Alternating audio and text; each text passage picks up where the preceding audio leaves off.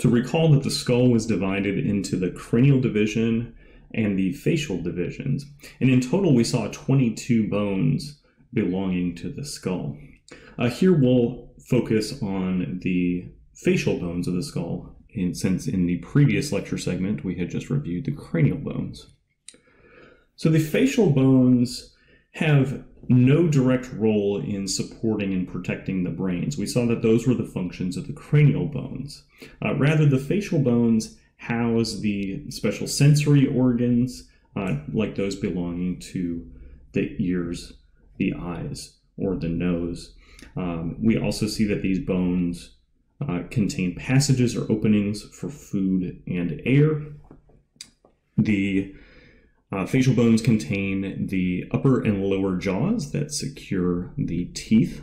And of those 22 total skull bones that we had discussed in our introduction to the skull, we see that there are 14 bones in total that belong to the facial division. So we see that in this way the facial bones differ from the cranial bones because the facial bones have no direct role in supporting or protecting the brain. And actually the facial bones have no direct contact at all with the brain itself. We see a number of skull cavities within the skull in the kind of the transition space or the transition point between the cranial and the facial bones. For instance, the orbital cavities contain the eyes. The nasal cavity contains the sensory and filtering structures that belong to the nose, because the nasal cavity not only has the sensory structures that detect smell, but they also contains a number of things that help us filter the air that we breathe into and out of the nose. The middle ear cavity contains the middle ear bones and the tympanic membrane, or I should say the tympanic membrane, or the eardrum is the border boundary between the outer and the middle ear. And the skull also contains the oral cavity as well, which is also known as the mouth. In the discussion of the cranial bones, we saw the cranial cavity, and that's what contains the brain and the associated structures of the brain.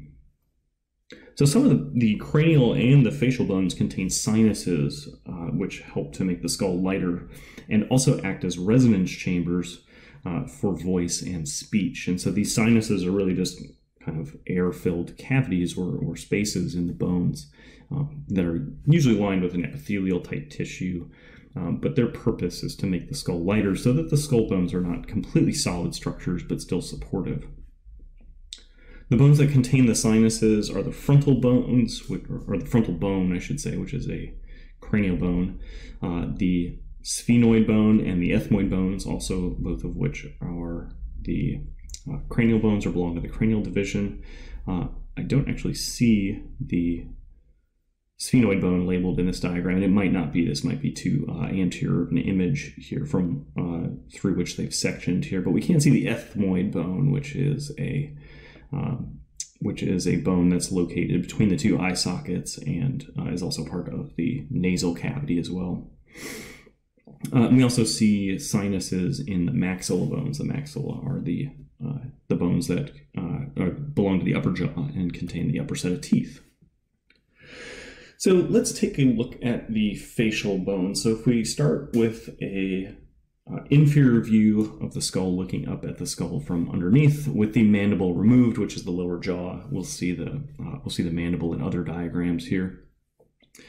Towards the posterior part of the skull here, we see the cranial bones that we've already reviewed in previous lectures on the cranial bones. But from this perspective, we can see the vomer, which is a bone that sits vertically within the nasal cavity. It forms part of a structure called the nasal septum, which divides the nasal cavity into right and left halves.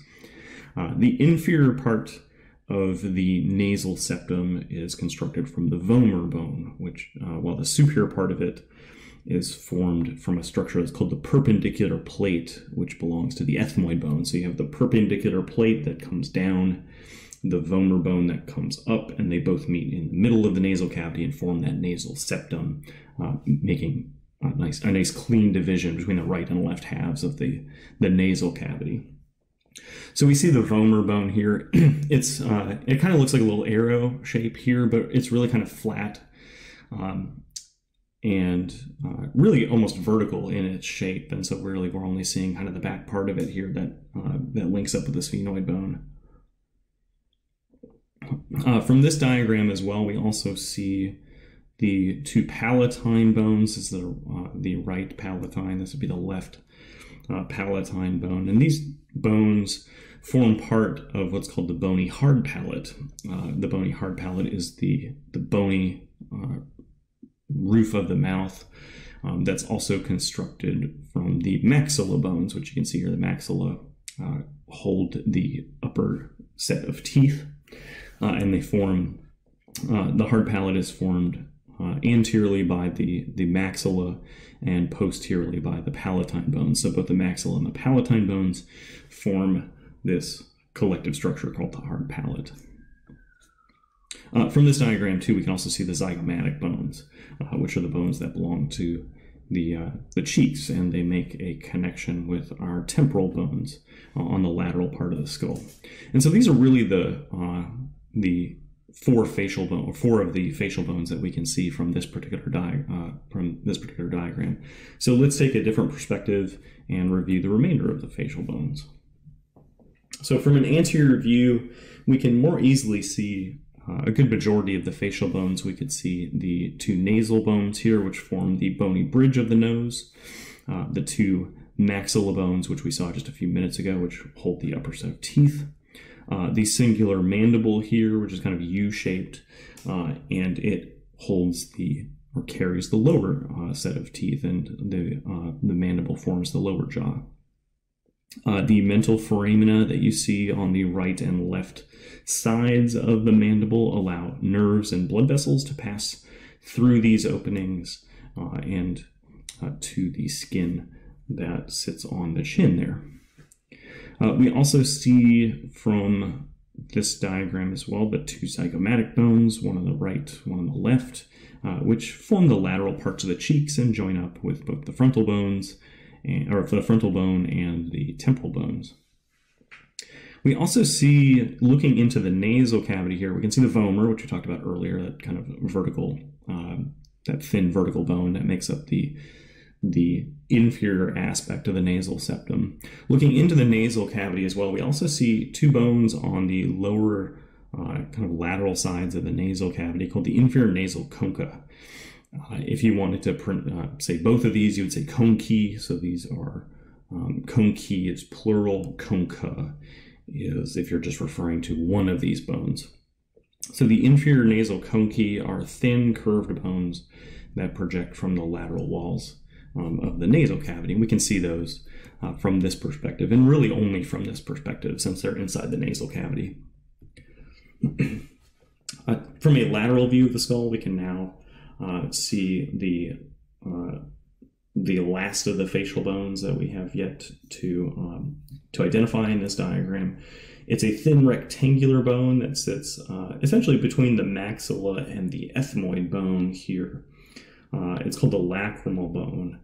There are two of these bones. This is the one on the right side. There's another one on the left side within the medial wall of the left eye socket or orbit.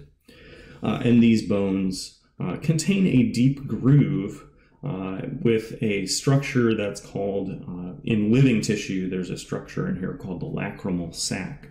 And the lacrimal sac is essentially a duct system that drains tears from the surface of the eye into the nasal cavity. And so the lacrimal bone contains a small, in here it's called the lacrimal fossa, but in living tissue it would have a small sac-like structure, which is a duct system called the lacrimal sac. That would serve as the drainage area for tears from the eyes to the nose. And that wraps it up for the facial bones. And so at this point, we've covered all 22 bones belonging to the skull. As we wrap up this short segment here, we'll take a look at a bone called the hyoid bone, although this bone is not actually directly connected to the skull. It's within close enough proximity to the skull that we can discuss its structure and function here. So this bone is a U-shaped bone. It is a unique bone because it is not actually directly connected to any other bone in the skeleton. So instead, it's actually anchored by a series of ligaments to the larynx, which is essentially the voice box. It's a cartilaginous structure that contains the voice box and things like that. But it's also anchored by a series of ligaments that are not shown in this diagram to the temporal bone. And so what the hyoid does, because of its position between the throat and the oral cavity, is it serves as a movable base for the tongue, and it also has attachment points for neck muscles that raise and lower this cartilaginous larynx during speaking or swallowing. And so really the hyoid bone really only has ligament type connections to the temporal bone and a large ligament-like connective tissue and cartilage that binds it to the larynx. So it actually doesn't directly articulate with any other bone in the skeleton, but still it serves an important function nonetheless.